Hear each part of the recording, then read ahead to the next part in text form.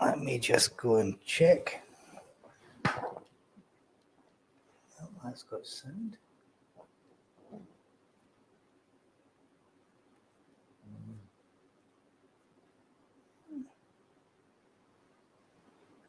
Sounds. Audio.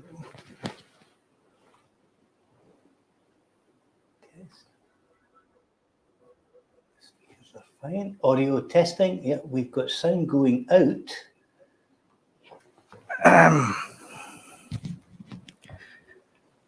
Okay, can anybody hear us? Sound is back now. That's good. So I don't know what the problem was there. We touched the screen on the other machine, so it may have been a freeze issue. We had that before. Hopefully we don't have any more problems. Good.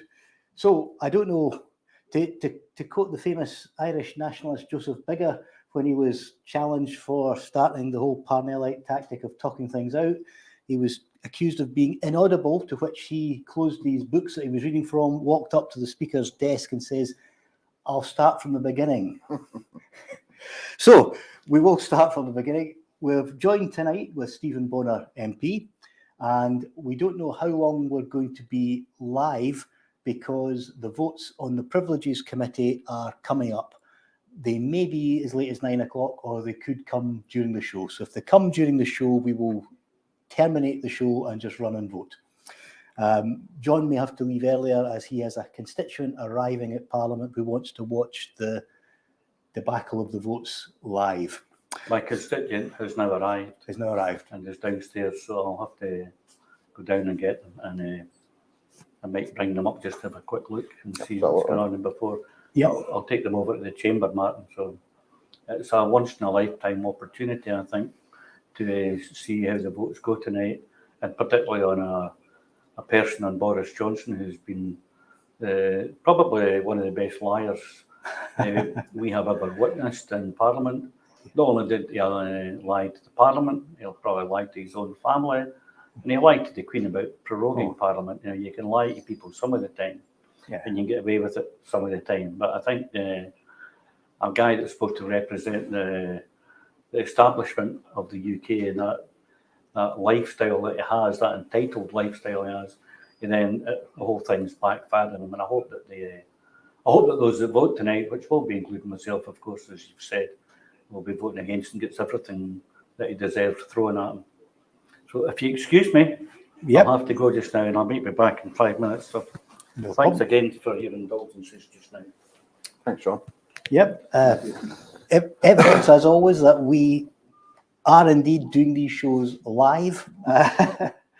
We have technical issues, we have the bonkers Parliament issues, but we also have an audience, and we're always up for questions. So do remember to, if you can help us by sticking questions in with the letter Q at the start first, it does make it easier for us to find them. And I'll just quickly scrim through. I see there's another, somebody's got one already. Just double, hopefully I'm not missing any while we're sorting the audio. Yeah, Wolf Pet says a complicated relationship with the truth. Yeah, Martin, I think, just taking a touch on John's comments, I think Boris Johnson is certainly the most consistent liar we've had in Parliament. And I remember such lies as the prorogation of Parliament, the lies whether nights were taking place, whether there was any food or nibbles at these parties, whether there was alcohol, whether the rules were being followed. And of course, he persistently lied and told us that, to his knowledge, of course, that all rules were followed. And I think the privilege committees, we thank them, commend them for the work that they've carried out. A thankless task, probably looking into the behaviour of MPs and ministers, and of course Prime Ministers, where you should really expect the very best of service. We have been let down in that regard quite considerably over many years with Conservative. I don't think he's the first Tory Prime Minister to lie. I was just thinking, as both yourself and Johnny were commenting, that he had to be good at something and it was possibly lying, but actually we've had a wee comment from Heather Saxton, which says a good liar doesn't get caught. So he is indeed very, very stupid. I think we That is actually a very worthy Yeah, point. I think Heather's bang on, because when we were sitting over the last couple of years listening to this diatribe, we knew he was lying. Aye. We knew then he was lying. The work of the committee, I think, has only reinforced the position of a huge array of MPs across the House and in different sides of government, non-government, and even non-party affiliated. And there's no question that the man misled Parliament and misled MPs. More importantly, he misled the general public through probably the worst time that any of us will remember in our lives. So, yeah.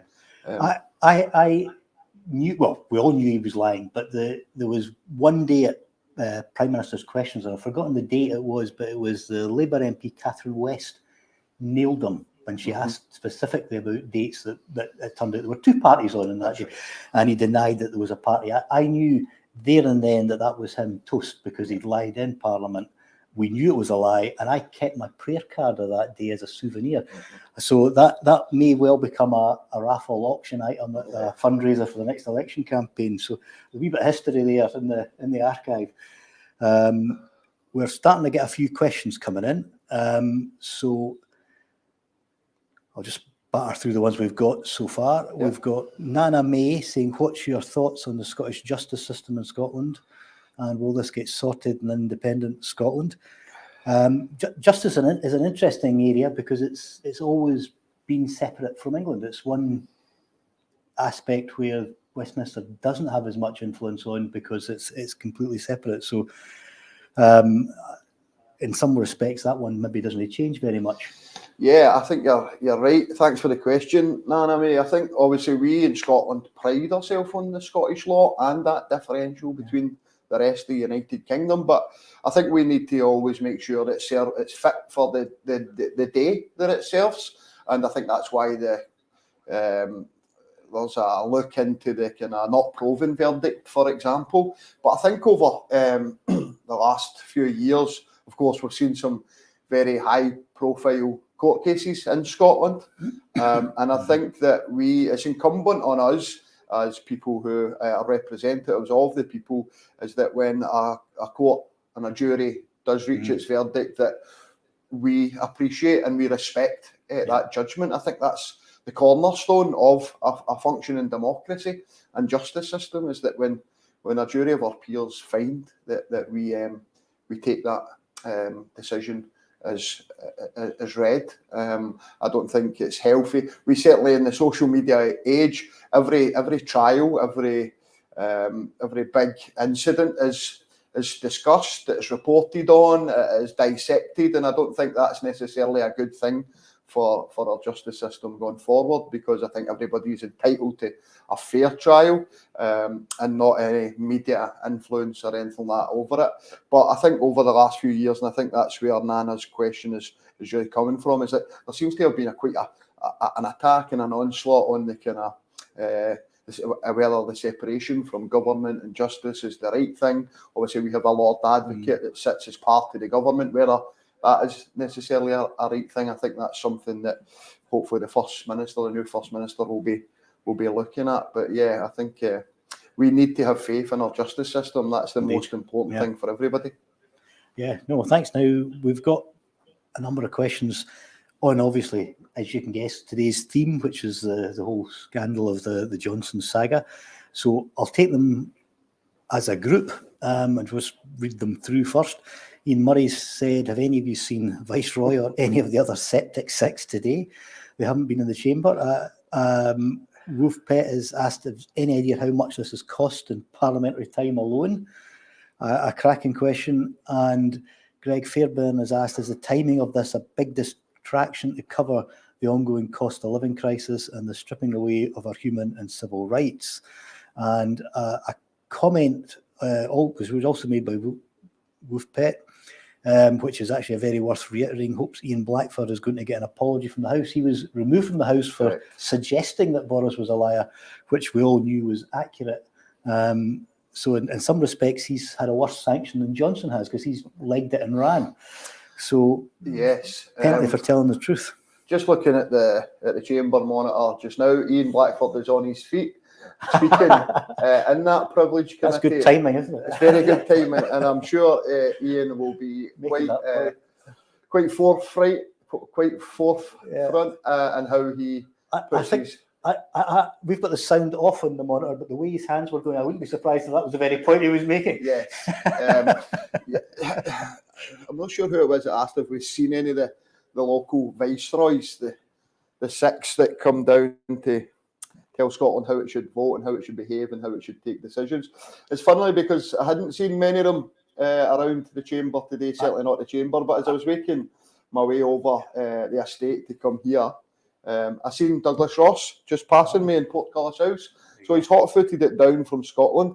I'm not sure if he's here to support Mr. Johnson or indeed vote against him. I did get a smile when I seen the various press comments regarding Johnson loyalists were going to be boycotting the vote tonight.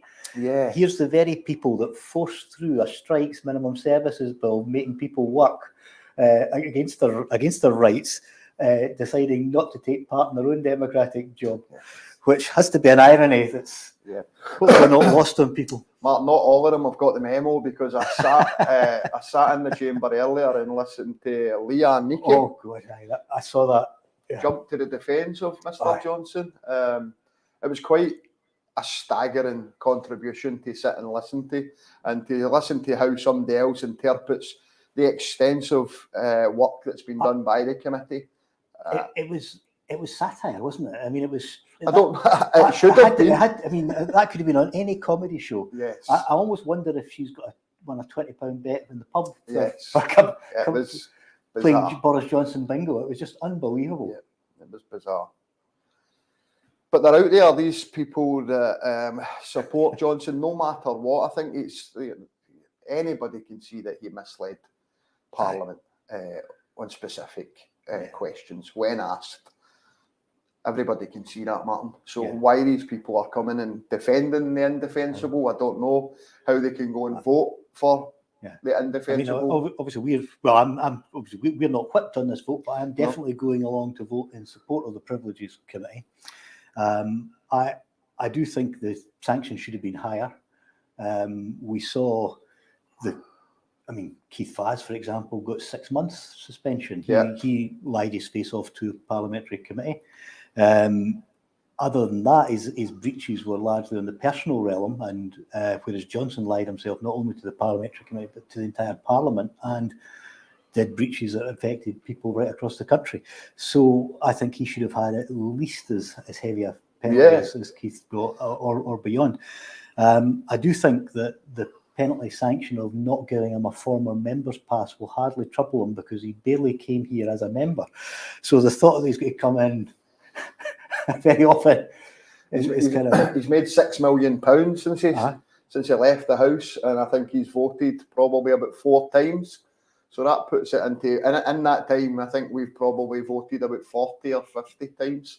So that shows you where his priorities lie, and he's probably finding that being a former Prime Minister is actually quite lucrative, Martin. Aye, yes. Well, I think he always used the post just to raise his profile for these other activities. And I don't know the veracity of this. I do like to check facts before I make public comment, but I saw commentary on Twitter, and perhaps somebody can tell us in the chat if this is actually an accurate comment, but his new column in the Daily Mail, people were saying they'd ran it through one of these AI checkers, and it had been written by AI, so he's fleecing. He's even fleecing his new employer, which nothing surprises me. No, so that'll be an interesting one. Couple more comments and questions coming in. Ice Ninja 46 is saying Boris and his chums should get prison. Indeed, they should. And the COVID contracts alone with public where purses was ripped off is a prime example of why people should be getting jailed.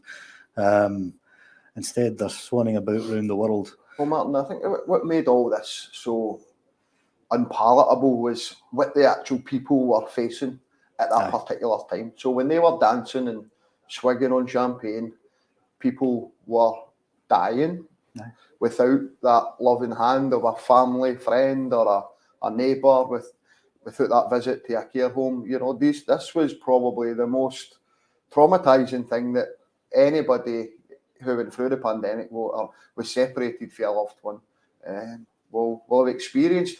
And now that we're in the midst of a cost of living crisis, so people have come out of the pandemic, and hopefully, touch wood, the nation's health is on the road to recovery in that regard. But psychologically, it's going to take people a very long time to recover from the pandemic, to recover from how their life has changed and how their interactions have changed. Because I don't think for a lot of people they've went back to how it used to be. No. Because 2 or 3 years of a person's life is a considerable part of that, and they're now on a new routine and on a new path where they don't come together as often, or they've picked up maybe new friends or new hobbies, but their life has changed. And now we're facing the cost of living crisis.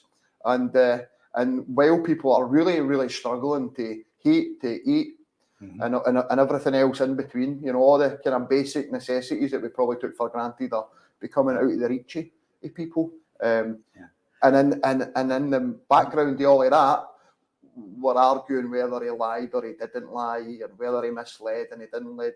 You know, for the mother of all parliaments and for us as parliamentarians, it's embarrassing. Yeah. It's embarrassing that the government has brought us to this position. Yeah, well, it certainly is. And the cost of living situation is going to get worse. It's horrible, Martin. You'll be on no light at the end of the tunnel, and we're seeing 11 Bank of England interest rate rises in the last couple of years. Inflation running higher, and interest rates at a higher level than is the target. I mean, the Bank of England is a 2% interest rate target. We're well over that. We're around the 8-9%. It's going to be a repeat of the 1980s, in my opinion. I joined banking way back in the 80s, and it was a pretty rough time for people then. And I think we're heading in that direction very rapidly. I don't see the light at the end of the tunnel. It really is, Martin. I think 8 in 10 charities are now saying that they won't cope with the demand placed upon them over the next 3 months. We are going into our local shops and seeing baby formula milk locked behind anti-theft devices. It's just a staggering, sobering reality of that's where we're at. And let's not forget, still one of the most wealthiest countries in the world. Yeah. We've had a wee mention from Nana May to see who we both are, because she missed her name. So I'm Martin Day, the MP for Linlithgow and East Falkirk. And my name is Steven Bonar. I'm the MP for Coatbridge, Christon and Bellsill. So we need to keep putting wee mentions up on screen. So I should have those ready for future shows, which is maybe one worth checking, because I have to check the spelling for next week, just to let everybody know, in case we rush away before the end of the show and I don't see who's coming. But I think this could go the full distance tonight. I'm not certain it will fall early, but we have Azedi Zabeti, who is the president of the Anglo-Iranian Lawyers, joining us next week, which will be a very interesting show regarding the women's movement and the human rights situation in Iran. And that is one of the worst regimes in the world, which will be a good show and very informative. So back to this show, and just to go through a few more of the questions that are coming in thick and fast. We'll try and get through as many as we possibly can. Hashbury Stumbles said Ian Blackford is now speaking. He's now finished, which is a relatively short speech for Ian. Is it right that he was ejected from the chamber for calling Boris Johnson a liar? Yes, absolutely, he did. He was correct. He was vindicated now as it transpires. Yeah, and he lost a day's pay for doing that, I believe, because he got well, named, didn't he? I think if you actually recall back, Martin, the Speaker was in the process of asking Ian to leave when he left the chamber anyway. He saved his space, so the Mr. Speaker at the time didn't actually name Ian, although he did ask him to leave the chamber. So the fact that he wasn't named, but I think the questioner was asking, was it the right decision? And Parliament's a funny old place, and I use that term very loosely, but yeah, we had the scenario where the Prime Minister of the day could stand up and lie, but you could not stand up and call him a liar or say he knowingly misled. And there's many conventions in this house. That's one that I don't understand. There is many others that will never be understandable, I think, to working class people like you and I. But so it was not right that Ian was asked to leave at that time. However, I think Ian will be feeling rather smug today, and rightly so, because Absolutely. he called it out then, and today, and the findings of the committee have proved that Ian was right then, and he's right now. Well, it'll be an interesting one, because there's been a long-standing petition in front of the Petitions Committee that a lot of the public have been saying, why has it not been debated on making lying in Parliament an offence? And it's had well over the 100,000, several 100,000 signatures. I'm scheduled to lead it, apparently. I wonder why the government are dodging that. It's been on hold until this saga came to a conclusion, because we didn't want folk raising the live case before the process was completed. So now that this process is completed, I think we'll see that in short order, and it'll be interesting to see what pressure is put on the government to make these things an offence, because there definitely is a feeling in the UK system that this has been allowed to happen. We've got a few more comments. I'll try and, they're all on a similar sort of themes, but they're different questions, so we'll take them separately, I think. Are we really to believe that Boris Johnson nearly died from COVID, as one Tory backbencher said today? I don't know about you, but I wouldn't believe anything he said, although he definitely was in hospital. He definitely was rather blasé about the effects of COVID, and he definitely didn't take precautions. So he may well have had COVID. I think I'm prepared to give him the benefit of the doubt. On this one.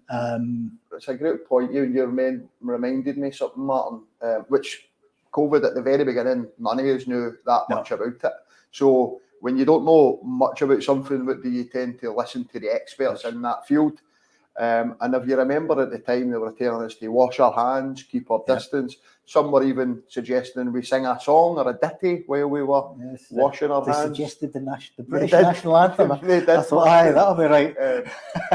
But if you remember, Boris Johnson was gleefully telling Parliament from the dispatch box that he was shaking hands with COVID patients in the hospital ward. So not only was he putting himself at risk, but he was actually putting these patients at risk. Staff. Now, there was some images of him standing outside number 10, clapping alongside the rest of the four nations of the UK at the time, and he looked terrible, Martin. So I agree with you. I don't think that he didn't have COVID. How much his life was in danger, and how much spin was then put on the on the event afterwards is another question. Correct. We've had, let's see, we've got stacks here, which is a good thing. Charles Smith has said, is there anything that can be done about the unsuitable and rejected nominees for honours being overruled by a Prime Minister? I don't think they should have been signed off. I think the Lords committee that vets people should have done more there as well, as should Rishi Sunak. The whole Lords thing needs binned. I mean, let's be brutally honest. I mean, irrespective of whether some people are deserving and others aren't, the whole thing should be scrapped. So, completely agree, Martin. Can anything be done about unsuitable Lords? Well, we could abolish the whole lot and make the second chamber of the United Kingdom an elected chamber, so that people have peace of mind that the people who are out there making the laws or breaking them, as the case may be, are at least chosen by them to go into this place and represent them. So but of course the current Prime Minister could choose to perhaps not move the honours. But of course we've got a Prime Minister in waiting in Sir Keir Starmer, who of course himself has taken one of these honours. And he could make the commitment, Martin. He could make the commitment that he will not present an honours list. I've thought for a long time that the Tories were very unscrupulous, and my time at Westminster has more than convinced me that I was correct in that, but I didn't realise how unscrupulous they could be. They're now so unscrupulous that to win the next election, they're masquerading as a Labour Party. Yes. And let that sink in if it hasn't dawned on you already, but it's definitely the case, No, you're right, Martin. I think the honours. See for people who are out in our communities and they're making a real difference, and they're not doing it for gongs. They're not doing it for any kind of financial reward. They're doing it because they care. They care about their community and they care about the. Have I got a problem with people like that being honoured, being recognised? Absolutely not. But that's not what we have with the honour system. The honour system is thank you for scratching my back for 5 years. Here's your reward.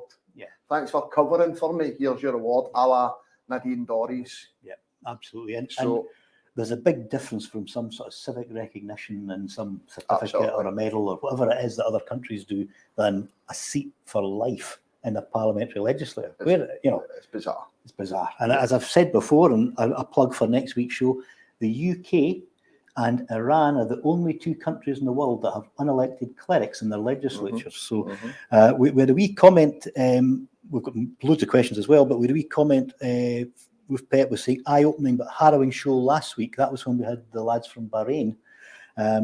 Unfortunately, next week's will be even more harrowing because Iran's worse. Iran has fewer percentage of political prisoners because they execute more people. Which is absolutely horrific. But the good thing is that there's a strong democracy movement, and it's largely led by young people and young women in particular that are right at the forefront. So there is a chance of a new dawn coming across the Middle East. So that'll be a really interesting show, as I say next week. We've got a few more. I'll just take this one. It's came in. We've got several that have came in earlier, but this is a point that's definitely worth noting, and I think we all know the dodginess of the mainstream media, that Sky streamed both Humza and Starmer speaking from Scotland today, but comments were only allowed on the SNP coverage, which is a pattern we've seen quite often now, that where there's good news stories, we can't comment, and where there's stories that they don't want comments on their side, we can't comment. So if there's a Scottish interest, you can bet that it's largely blocked. Yes. And the BBC is even worse, I would say, in many respects. Interesting. I seen one for the BBC today, Martin, and I'll only say that because you mentioned them, but they had two different reports, one on Keir Starmer's GB energy company and one on Humza Yousaf talking about the need, and a need that I believe to be true, for a written constitution for Scotland and our people. So they had the two on their webpage, and they had Mr. Starmer says, and in ours they had Yousaf says. So I just think there's a complete lack of respect for nationalist politicians, whether it be here and whether in this place, or whether it be for the various media channels. If you look at Question Time, why you punish yourself by still watching it? That's another episode, but we do. And a couple of weeks ago it was Mary McCallan MSP that was on it, and she got 14 seconds into her opening before Fiona Bruce interrupted her. And if you look at the other guests on the panel, that just doesn't happen. The slant and the media bias is there for all to see, and that's why having these types of discussions are actually really important, Martin. So I commend you and John for the work that you are doing on that, because we need to get our message out there. Do. And we have to become the media. That's a line, I can't remember who I pinched that line from, but it's a line that was popular during the referendum. It needs to be even more popular now. So big plug out. Most of the audience watching tonight's show will be familiar with Independence Live. We're using their accounts to stream from, but also Broadcasting Scotland, the work Linda Graham does, absolutely first class, and producing a show on a daily basis. They could do a lot more, and they would love to do a lot more. So do try and support our alternate medias, and they're not the only ones.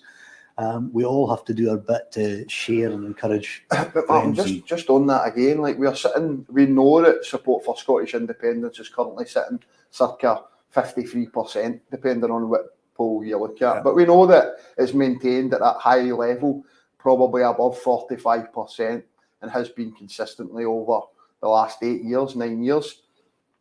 Where is the media that, if you're half of your country are of the view of something, why is half of your media outlets not of the view? Why is half of your businesses not of the view? that's something that really puzzles me about the output that comes from Scotland. And it's not a recent phenomenon. It's been decades. I remember when we used to attend the SNP conference in the old days when we went to wee places like Dunoon and Rothesay and great atmosphere in the cafes. But in those days, Winnie Ewing was MEP, and Winnie was in different political groups in Europe, so we'd get the fraternal speaker. And it was usually an Irish politician, either Fianna Fáil or Fine Gael, depending on which group she was in at the time, and it varied. And both parties are a wee bit right-wing from my perspective, but they were nationalists. And when you speaking to the boys in the bar afterwards, you couldn't really tell which view they were. But there was one comment that used to get made over and over to us by these visiting politicians was they could not believe we didn't have newspapers that supported us. And they, and they highlighted it by saying, they could walk down to their local shop. And these are the days when folk bought newspapers. Of course, that's changing as well now. And then they knew almost certainly which way somebody voted by which newspaper they bought, because folk bought papers that aligned with their opinions. We've never had that. We are an outlier as a nation, and it's not through our own choice. It's through the media moguls and the barons that control that, and they control it for a reason. They try and influence the agenda, and history suggests that they've been reasonably successful. Ice Ninja says it's colonialism, and it is. And we've Pet's heard there was a 56% poll, but can't remember which. Well, we see good polls like that once in a while, but we're still too close to the 50-50 mark. I often wonder how we break through, because I think we've done really well at getting the people who are engaged. The issue now is how do we get through to the people who aren't engaged, who will make their mind up late on in a campaign. It's getting to them, and it's getting the answers ready for them, because that's the bit that's going to really shift us. Yeah, I don't know the answer to that. And I've been doing this for decades, so we know that our job is to build support for Scottish independence every minute, every waking day, whether we're down here making our points in the chamber, whether we're chapping doors in our constituencies, whether, for me, at the school gates and these kind of things, you can have the best surgeries that you can possibly get.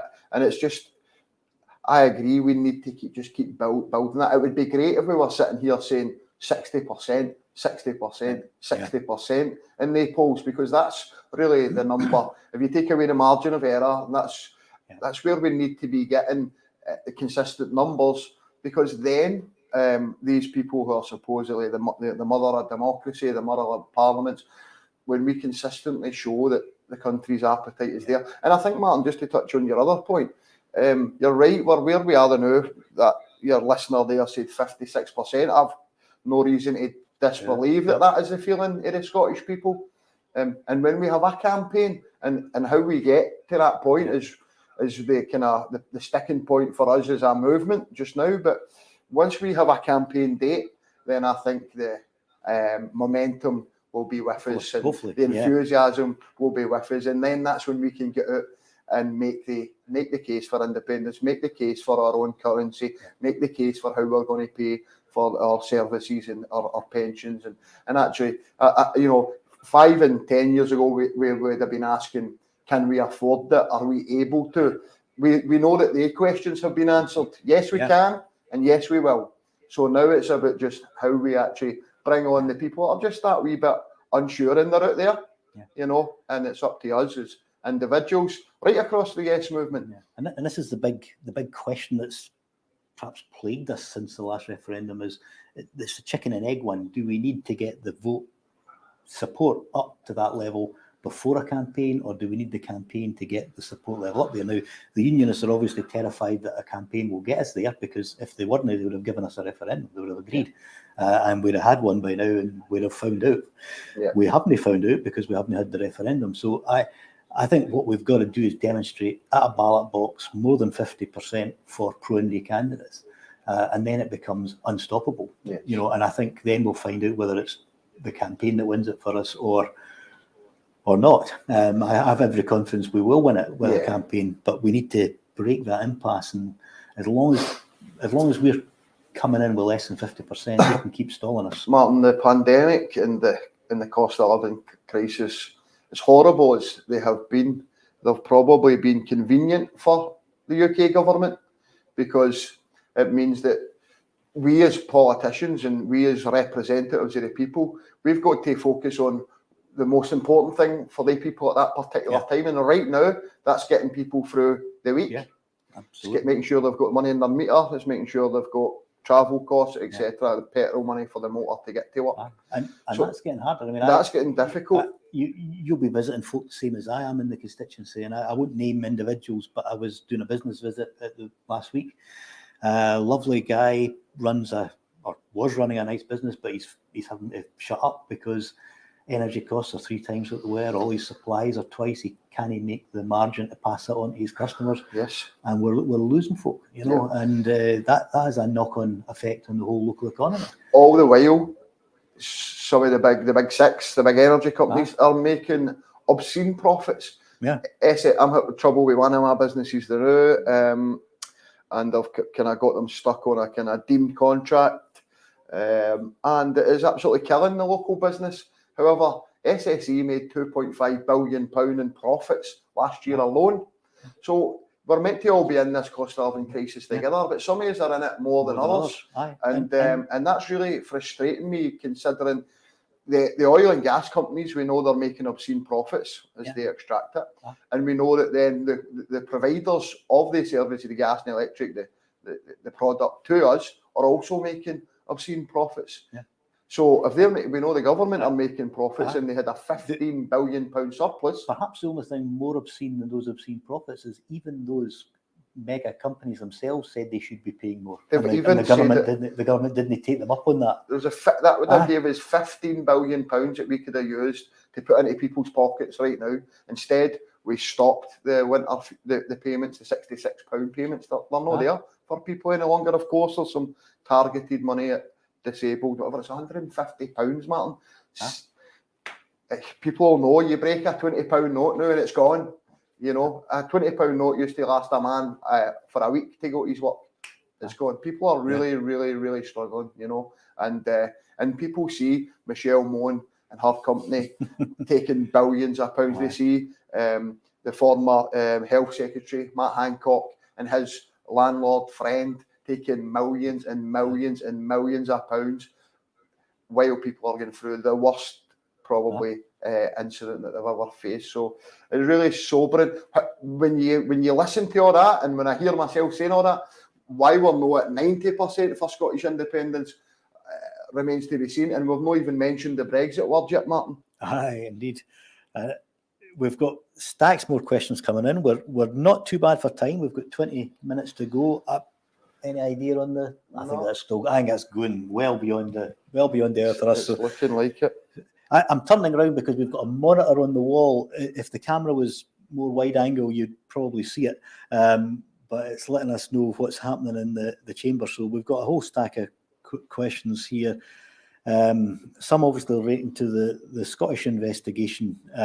So I'll just touch on those. Is there a misunderstanding in Westminster about being arrested for questioning in Scotland as opposed to being called in for questioning, then put under caution in England? And another person asked, when are Police Scotland going to tell us what crime has been committed by the SNP? Or was it just so the media could roll out the murder tent anytime they talk about the Scottish Government? I have to say I'm not 100% sure what the differences are between the two systems, and I was in the distant past on the police board in Lothian and Borders, but that's a long time ago in an earlier lifetime.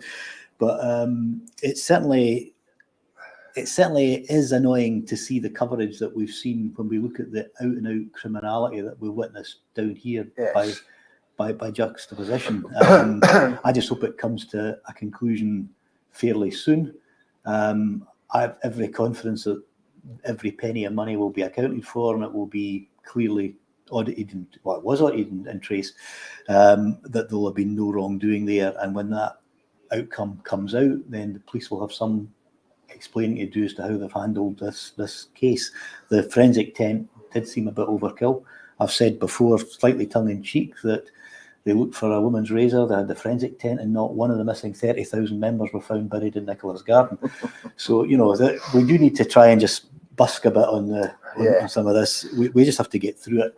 But it is really annoying as to how the press have covered this. I noticed Alan Dorms had made some comments about it being quite irregular in his view, and he was a former serving police officer. So maybe I've seen that. Maybe that's an evening we should get Alan on to talk about once things get through a bit more, and we have a better idea of just what's happened.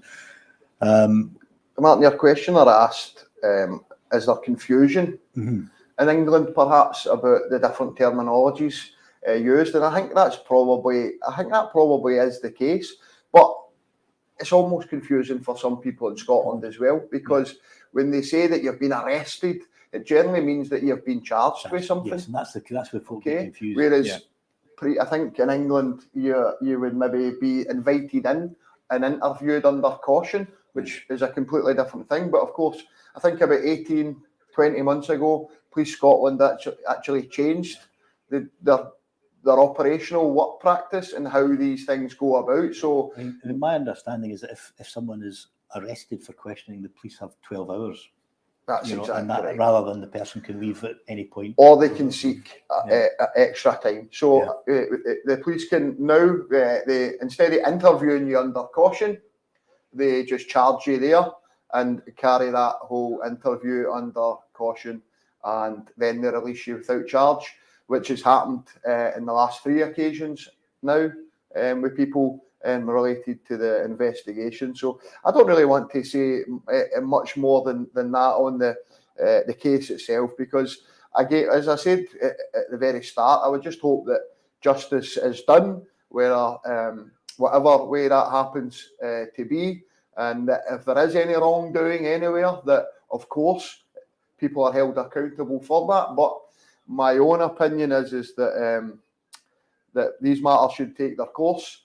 And Nicola's made her statement again recently outside our house, and I'm going to take that statement at face value. Yeah, and that's it. You know. Yeah, absolutely.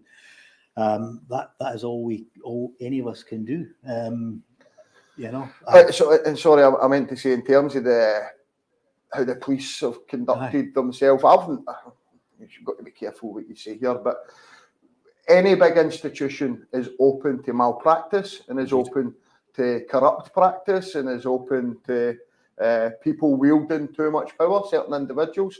So that could be, people could level that against us, people could level that against the police, people could learn that against the judges and whatever. So I think it's really important that the public have faith that the evidence, the investigation is carried out, and anybody involved in that, so Miss Sturgeon or anybody else, gets a fair trial.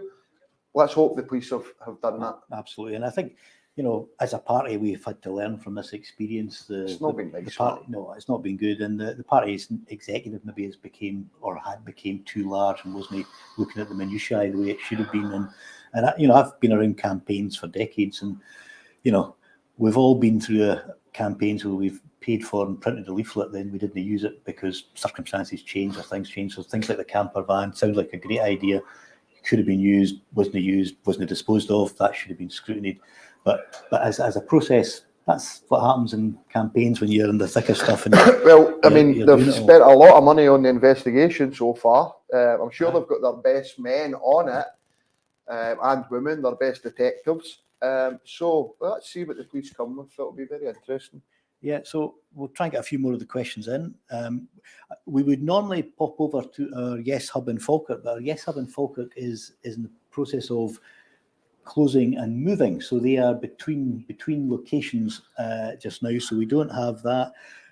So if anyone's wondering why we've not brought in the lads, and I know they've been working on some filming the local businesses and that, and we'll be looking forward to showing those clips later on. And this is part of the thing that we're doing locally, is getting more people used to speaking to cameras and doing the interviewing skills so that we can be the media, because we've got to be so match fit for the next referendum or possibly an independence election if that's the route that we go down. But we need to be ready for whatever comes. So get a few more of the questions in. And comments as well. Susan Geddes gave us a comment. Back in the day, there was a lot more chap indoors. The branches had wee socials that you could invite non-members to. Yep, I think that's a fair point. I mean, I'm out most weeks chapping doors somewhere in my constituency, sometimes more than one occasion. We'll get a lot done over the summer, but the numbers of people we have out knocking doors is no different than it was 20 years ago. And our membership is much, much larger, so we need to engage a lot more with our resources. I think that's a fair point. No, I think that is a fair point, Susan. Thanks very much. The door chapping, as politicians, we're well used to that. But I think you're right about the social element. And again, before COVID, we used to have Janie Godley at some events, and we had Stuart Hosey and that down to speak as well in Uddingston and Belsill, where I'm a branch member. The SNP, but I think we've lost that element of coming together for a quiz night or a wee social night, and raising some much needed funds for local campaigning and local literature. So I think it's a good shout. I know it's something that the local branches are looking at, coming into the better weather. We've also been hurt a bit, I think, by COVID, because people got out of the practice of doing a lot of these things. So we were talking about this just the other week in my own constituency as to. And I've got a wee list of folky friends to phone round to see if we can arrange a couple of social nights, and we need to get a balance of things because not everybody likes the same thing as well. Yes. We've Mr. E, again, it's a comment, but I think it's a comment that's well worth flagging up. It says, as an SNP member, we need to look across the broad board of the collective yes movement and embrace every Scot that would be yes voters.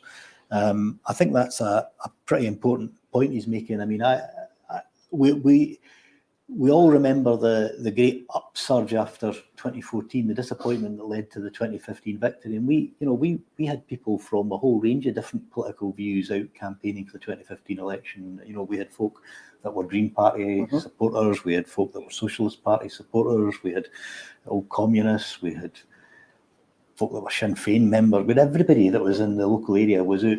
If they were for yes, they were out helping in that campaign, and it was a great feeling. We need to get back to a lot more of that. One of the things we've tried to do is work across as much as we can across the yes movement. And last year we held the first couple of meetings for yes in my constituency. We had a meeting in June, the anniversary of the Brexit referendum. We got Mike Russell as the main speaker. We had Tim Rideout, and we had got Colin Fox for the SSP. We'd hoped to get a Green Party person, but we couldn't get one in time for the night. So we will reach out and we will work with people across the movement. I think that's an important point. The question took me back actually, Martin, to 2014, 2013 probably actually. When Strathclyde Park down at the Rafe interchange there was an event held, put on. It was called Yes in the Park. That was used to be the very first venue for Tea in the Park many years ago. But just coming into 2014, there was this event, Yes in the Park, and it brought a range of different Yes supporters from all across the country into that event. I was actually working non-paid, I should say, as a kind of steward, security, if you like, at that event. That was my first foray into political kind of campaigning. And some of the men and women that I met that day have campaigned all through Scottish independence, all through the Yes campaign, and then latterly joining the political party. I joined the SNP 1 week after the referendum result. And as you're right, people went their different ways. A load of the Yes Few Part and Tannic Side group joined the SNP, like myself. A lot joined the Greens, or some stayed non-party political. And of course, now we have the newest member of the independence movement, if you like, the Alaba Party. And I know colleagues who are, I consider them colleagues, friends from the Yes movement, who are now representing Alaba in local by-elections and things like that. And I think people expect that there's going to be this frostiness or this... couldn't be further from the truth for me personally, because this is a guy that I campaigned with in 2014, 2013. I was shoulder to shoulder with this man. Exactly what you're saying. I mean, I've known some of these people for 30 years, and if I was friendly with them for 30 years, I'm not going to follow it because we've taken a slightly different view as to the Absolutely. as to the route. We have political differences, and we maybe wear a different political badge now, but the ideals, the outcomes, and the things that we can achieve, we probably can only achieve together. So it's important. So the questioner's right. We do need to work together, and wherever possible, we should make sure we're speaking across the movement. But sometimes that's not always possible, Martin. Sometimes some things will be for the SNP's membership, its paid membership, to decide for themselves. And I think it's important that's mentioned. Yeah, and I think that's why this coming weekend's convention, as it's been termed, is so important, because our party has to get its own head round where we are just now before we start looking at working with others in terms of a combined strategy. So that's very important. Yeah.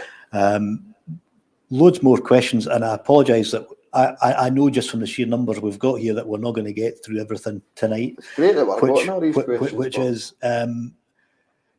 Nana May said, would we guys be upset if we knew there was a serious misjustice happening right now in Scotland? Yes, I think I can speak for both of us in saying that. And are we willing to speak privately? Yes, get in touch. We have a email address on the thing there, or you can email us at our parliamentary email addresses, which might be more secure.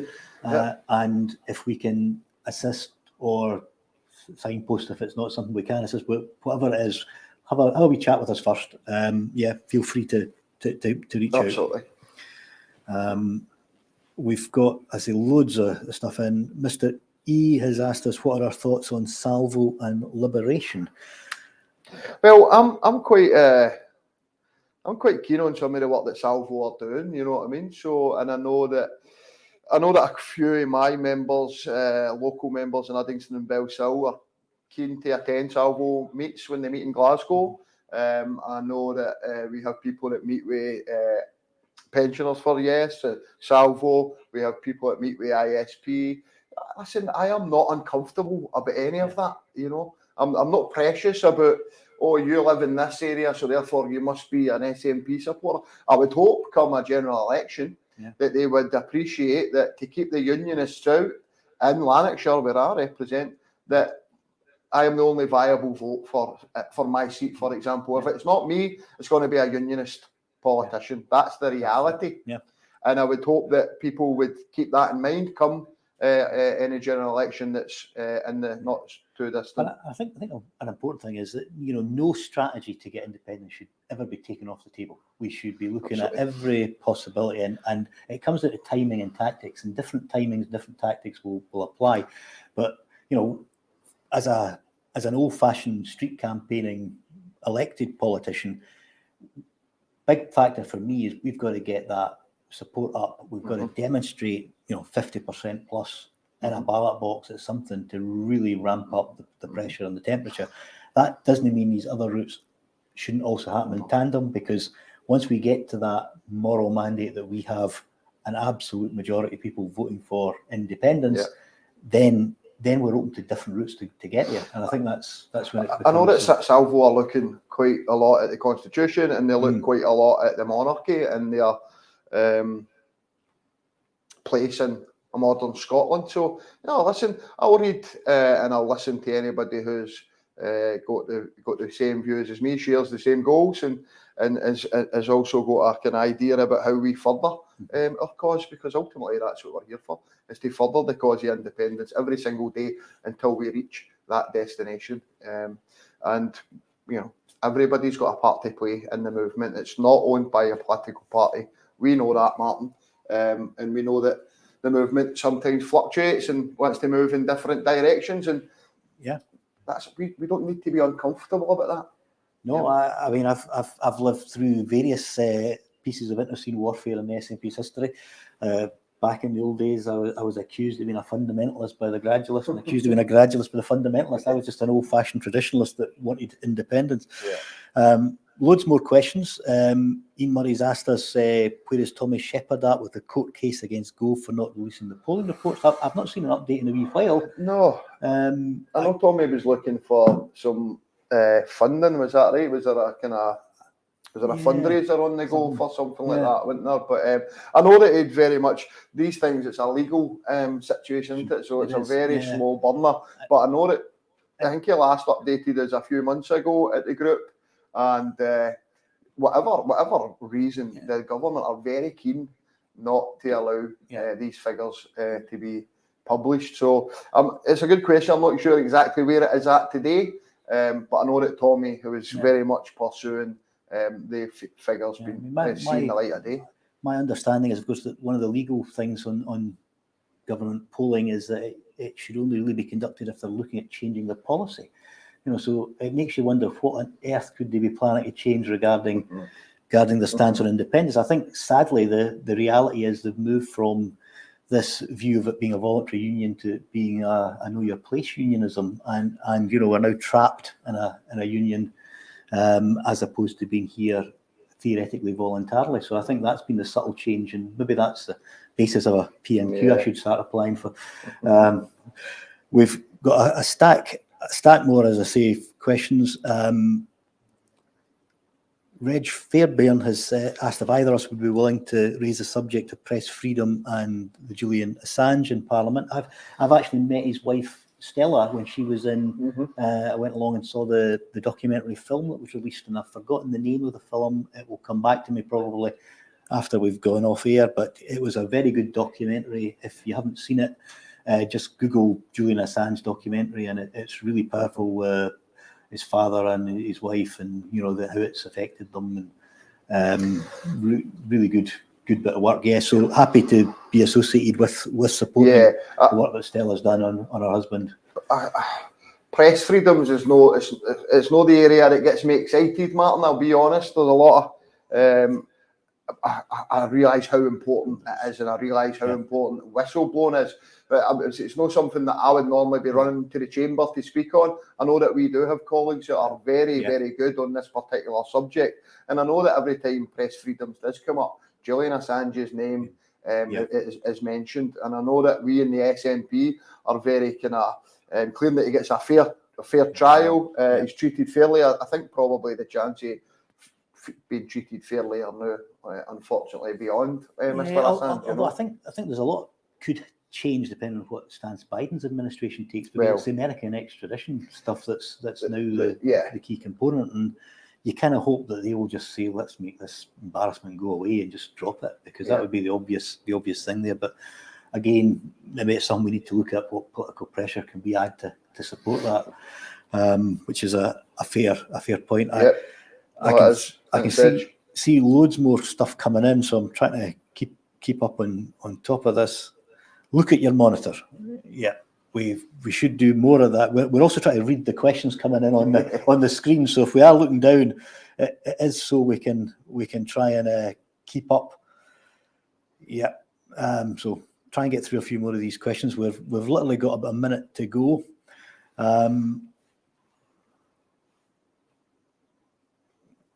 If Labour pushed their idea of federalism for the whole of the UK, would that require a referendum? Well, the promise sort of home rule and federalism for about over a century now, so I'll believe it when I see it. I think it's only us, the Welsh and the Irish, that have to ask for anything that we want, and maybe we'll be good enough to get it sometimes. But it seems that the English people, if they wanted a federalism or an independence for England, I'm not sure who it is they have to ask, Martin. Because they don't have a parliament to come and ask it, and they don't need to ask our permission, because we'll be happy to give them it if they want it tomorrow. Exactly. So I mean, it's again, we're talking about the First Ministers today, talking about a written constitution for Scotland. More importantly, it's for the people of Scotland. And I think when we are talking about federalism or how it may look, or how a federal UK might look, we don't even know, because the UK itself doesn't have that constitution. We don't have any. We're not safeguarded by a constitution. The people are not protected by that. That's why we have governments that can and behave in the fashion that they do. When we've just watched in the last few months the restrictions on the right to strike, the restrictions on protest, clearly a written constitution is needed to protect all of these rights. And The other interesting bit on federalism that always makes me think is why it'll never happen is if you had a federal system, who would decide the level of funding that each of the parliaments got? We have this very inadequate system where we can't decide for ourselves in real time what we want to do. We have to wait until an English minister decides that they need more money, the Treasury gives them more money, and then we get a consequential effect. Or in worst cases, if they decide they need less money because of their ideological austerity, we end up getting a cut. So it doesn't work. And it doesn't work for us. So, with best will in the world, I wouldn't wish that on the English either, because it wouldn't work for them either. But they don't need it because they just make the decisions. I can just hear the government, whatever government of the day it is, Labour or Tory, telling us that why do you need federalism when you have the most powerful devolved parliament anywhere in the world? That's probably the biggest lie that has ever told. It's not even the most powerful in the UK. Northern Ireland's got powers that we don't have. So, it's... Correct. So I think, I think in theory, federalism is a good idea. It works in Germany. It works in Denmark as well, with the Faroese and things like that. But, there need to be a desire for it. And our overlords, in my opinion, have no desire to give us even the small benefit that federalism might bring us. Yeah, we've had a stack more questions. We've actually now overrun the hour. So I apologise for all the ones we haven't been able to get through. That's a good sign. But fire them in early for next week, because it will be quite a harrowing show, I think, unfortunately. But we are looking forward to, Azadeh Zabeti, and hopefully I'm pronouncing her name correctly, and that will be on Iran and on the women's movement. So we will now sign off, and we'll play one of the Kirsty Heggie tracks. I'm just going to pick one that we've heard before. We're spoilt for choice here, and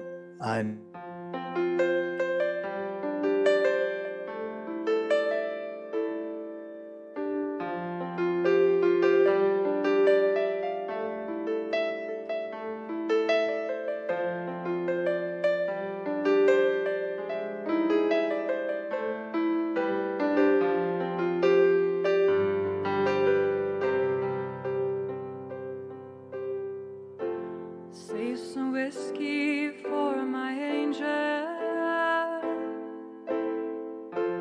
if she's even really there. Down quickly, I'm so fragile,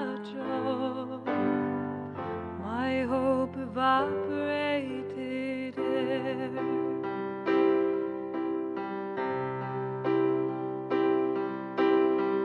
Mood is wavering from the highest to the lowest measure.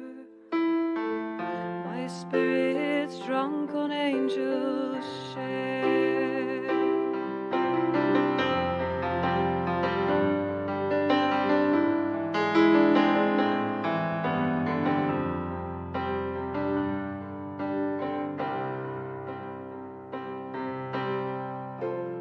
Have you heard of the devil's bargain? I hear he takes a tasty cup. He beckoned me toward the garden, just to show me there the gates remain shut.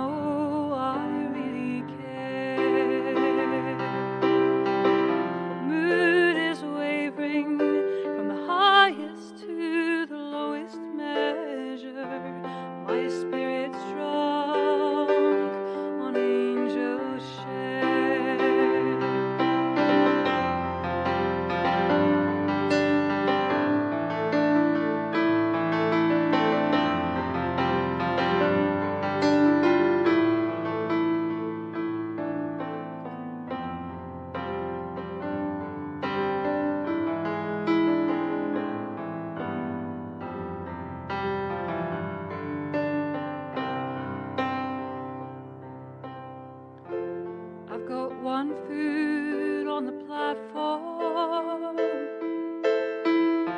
and another in my mouth.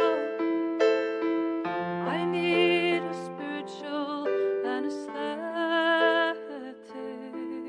or else I guess I'm headed south.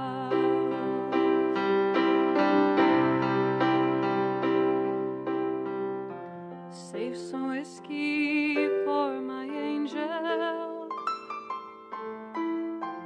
if she's even really there.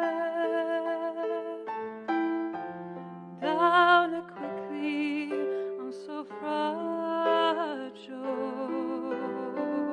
My hope evaporated. Moon is wavering from the highest to the lowest measure. My spirit